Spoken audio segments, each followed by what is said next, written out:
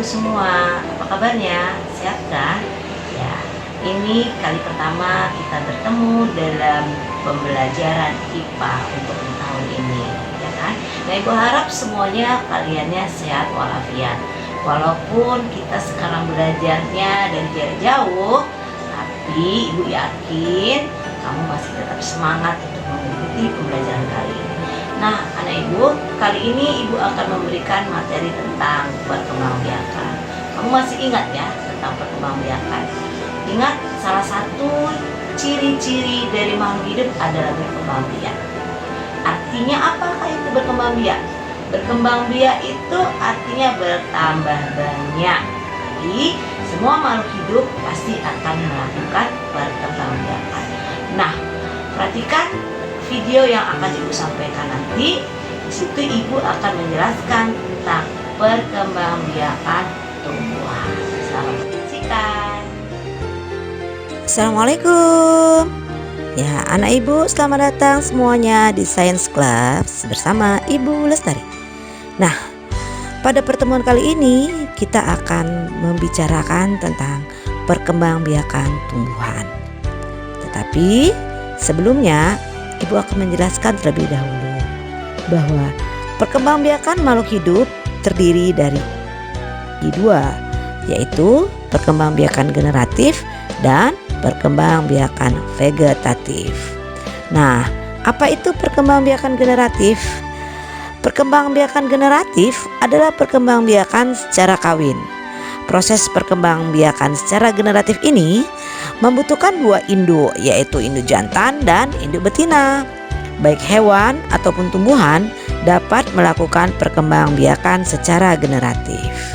Nah, perkembangbiakan generatif ditandai dengan adanya proses pembuahan. Apa itu proses pembuahan? Nah, proses pembuahan adalah proses peleburan sel jantan dan sel betina yang menghasilkan zigot dan membentuk individu baru ataupun organisme baru. Nah, kemudian perkembangbiakan vegetatif.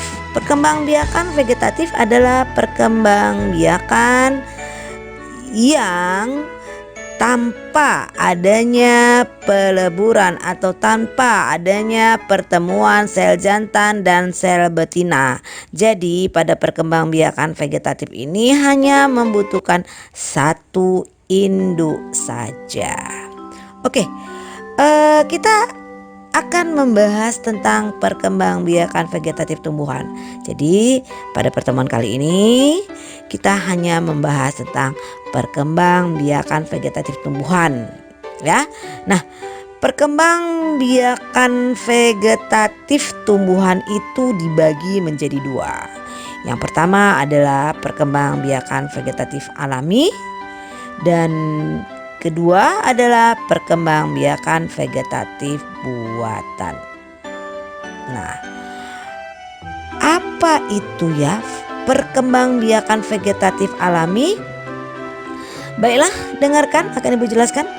Nah, perkembangbiakan vegetatif alami adalah perkembangbiakan tumbuhan tanpa bantuan makhluk hidup lain. Misalnya tanpa ada campur tangan manusia ataupun tanpa ada campur tangan hewan seperti serangga ataupun burung dan lainnya. Jadi proses perkembangbiakan ini secara alami terjadi pada tumbuhan itu sendiri. Nah, cara tumbuhan dalam menghasilkan individu baru melalui perkembangbiakan vegetatif alami terdiri atas tunas, tunas adventif, spora, rizoma atau akar tinggal atau sering juga kita sebut dengan rimpang. Lalu ada umbi lapis, umbi batang, umbi akar, geragih, dan stolon. Tunas. Tunas adalah perkembangbiakan individu baru yang tumbuh dari tumbuhan induknya. Individu baru yang dihasilkan melalui tunas biasanya tumbuh di samping induknya. Selanjutnya, individu baru ini berkembang biak melalui tunas yang akan membentuk rumpun. Munculnya tunas individu baru berasal dari bagian tumbuhan di dalam tanah. Contoh tumbuhan yang berkembang biak dengan tunas adalah pisang, bambu, dan tebu. Berikutnya tunas adventif. Cara berkembang biak melalui tunas adventif adalah cara tumbuhan untuk menghasilkan individu baru melalui sela-sela bagian tumbuhan. Pengertian dari tunas adventif sendiri adalah tunas yang terbentuk tidak pada tempatnya. Jenis tumbuhan yang berkembang biak dengan tunas adventif akan tumbuh pada bagian tumbuhan yang biasanya tidak bertunas seperti daun dan akar. Contohnya adalah tanaman cocor bebek, bunga wijaya kusuma, tanaman karsen atau talok, dan tanaman cemara. Spora merupakan alat perkembangbiakan yang terletak pada sebuah kotak penampung spora yang disebut dengan sporangium. Kumpulan kotak spora akan membentuk sorus yang biasanya terletak di bagian tepi bawah daun. Bentuk sorus berupa bintik-bintik kecoklatan. Individu baru dengan perkembangbiakan menggunakan spora dapat terbentuk saat spora pecah dan jatuh di tempat yang cocok, misalnya di tempat-tempat yang lembab. Nah, contoh tumbuhan yang berkembang biak dengan spora adalah tumbuhan paku seperti suplir, kemudian pakis, dan jamur. Umbi batang atau disebut dengan tuber adalah batang yang tumbuh di dalam tanah. Batang tersebut berfungsi sebagai penyimpan cadangan makanan. Umbi batang mempunyai mata tunas yang akan tumbuh membentuk individu baru. Cara menghasilkan individu baru dari tumbuhan yang berkembang biak dengan umbi batang hanya cukup mengubur atau menanam jenis tanaman tersebut pada tanah. Contohnya adalah ubi jalar dan kentang. Umbi lapis atau bulbus merupakan bagian tumbuhan berupa batang yang berada di dalam tanah. Bentuk umbi lapis merupakan modifikasi daun, yaitu lapisan daun berdaging sebagai tempat menyimpan cadangan makanan. Nah, bagian daun terluar mengering dan membentuk sisi yang melindungi daun tebal dan berdaging di sebelah dalam umbi. Dari sela-sela daun tersebut akan tumbuh mata tunas yang biasanya disebut siung. Bila tunas tumbuh akan terbentuk individu baru. Contoh tumbuhan yang berkembang biak dengan umbi lapis adalah bawang merah, bawang putih, bawang bombay, dan bunga bakung. Geragi atau stolon.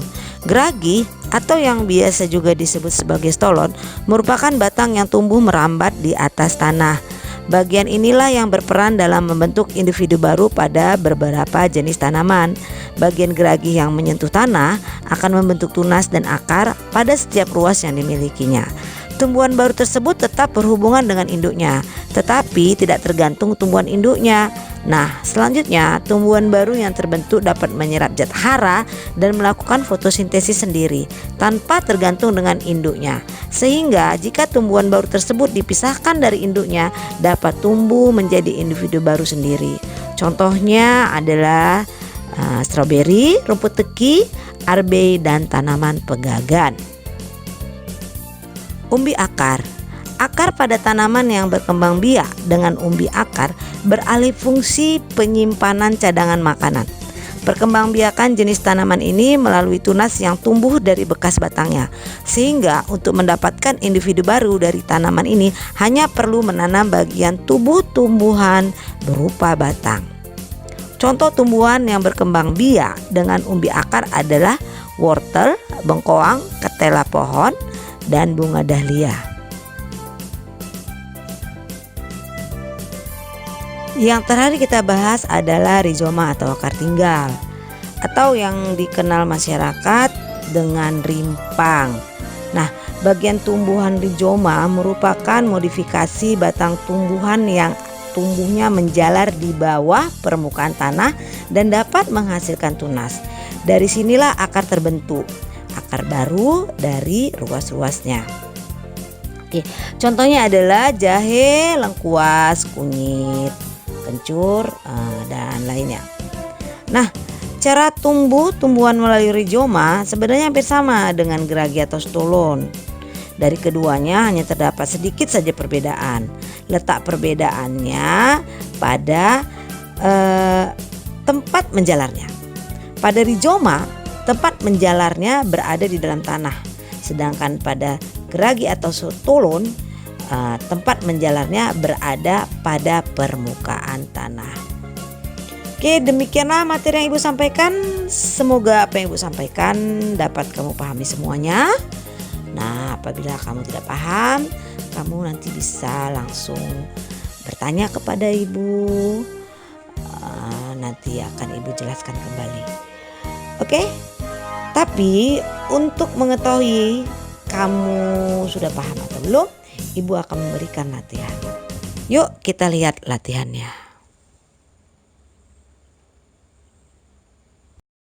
Mana tadi video yang Ibu sampaikan? Mudah-mudahan kamu semua memahaminya ya. Nah, setelah ini Ibu akan memberikan tugas ya. Lihat nanti tugas yang akan diberikan melalui video berikut ini.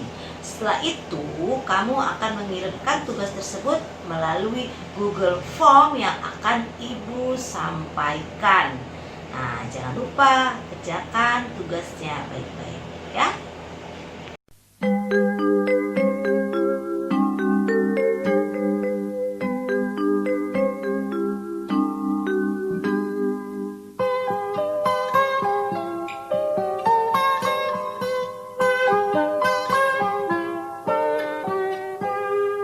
Pagiku cerahku, matahari bersinar, ku gendong tas merahku di pundak.